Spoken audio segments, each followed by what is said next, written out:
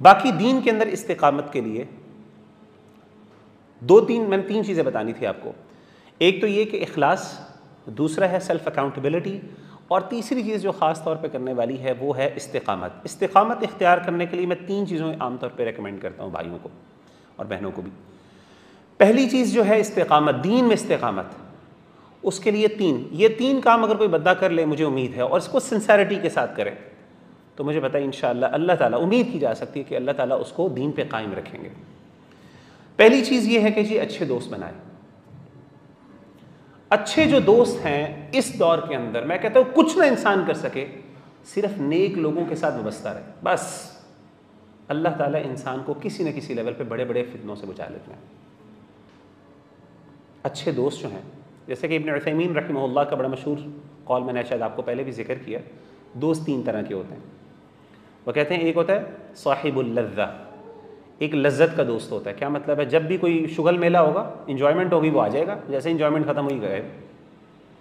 دوسرا ہے صاحب المنفعہ، اپرچونسٹ، جب بھی کوئی فائدہ ہوگا آپ کے ساتھ ہوگا، نظر آئے گا آپ کے آس پاس، جب فائدہ ختم ہوا وہ غائب.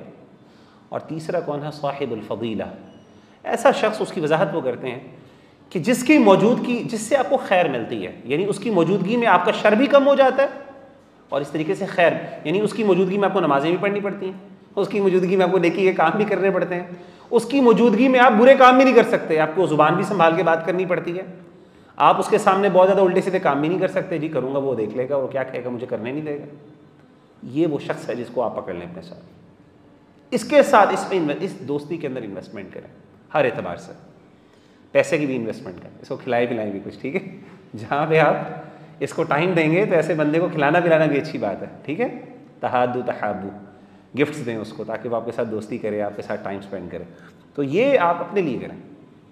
دوسری چیز کیا ہے؟ اس دور میں خاص طور پہ یہ بات بہت بڑی، ہمارے ہاں جتنے بھی فتنے ہیں اللہ معاف کرے، اس کے اندر سب سے، اور یہی بیڈ کمپنی آف فرینڈز ہے. دیکھیں ہر الٹے سیدھے کام پہ لگانے والے بھی دوست ہوتے ہیں، آپ کو پتہ ہے اس بات کا.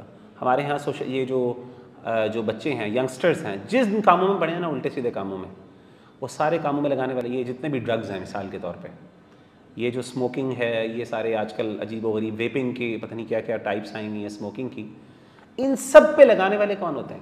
دوست ہوتے ہیں نا. یعنی کوئی بندہ، یہ کوئی مارکیٹ میں ایسی کوئی چیز، کوئی ڈش تو نہیں ہے نا کہ آپ کسی مارکیٹ میں جاتے ہیں، کسی ریسٹورینٹ میں، وہ کہتے ہیں سر ایک نئی ڈش آئی ہے، ذرا ٹرائی کریں آپ، ٹھیک ہے نا.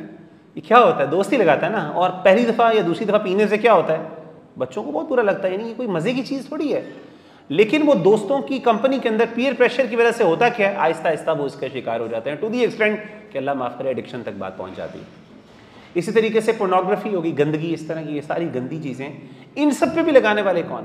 انسان کی فطرت ان چیزوں کو قبول نہیں کرتی. یہ گندگی ہے اور یہ نجاست ہے، انسان ان چیزوں کو نہیں قبول کرتا. کیا چیز فورس کرتی ہے؟ دوستیاں، بری دوستیاں وہ لگاتی ہیں ان چیزوں. تو سب سے پہلی چیز ہے کہ اپنے اچھے دوست بنائیں. اور اس کے لیے اگر آپ کو ٹائم، میں نے بتایا انویسٹمنٹ کریے، والدین کو ایون اگر اس پہ محنت کرنی پڑے تو چاہیے کہ وہ محنت کریں. ایسی جگہوں پہ بھیجیں جہاں پہ اچھے دوست ہیں، ایسے سیشنز کے اندر، ایسے ایونٹس کے اندر، ایسی جگہوں پہ جہاں پہ اس طرح کے دوست ملتے ہیں ان کو، اور ان کو کہیں بیٹا بلاؤ، ان کو گھر میں بلائیں، ان کے بچوں کے ساتھ بھیجیں، ان کے ساتھ، تاکہ بچوں کی ایک اچھی ان کے ساتھ بانڈنگ ہو سکے.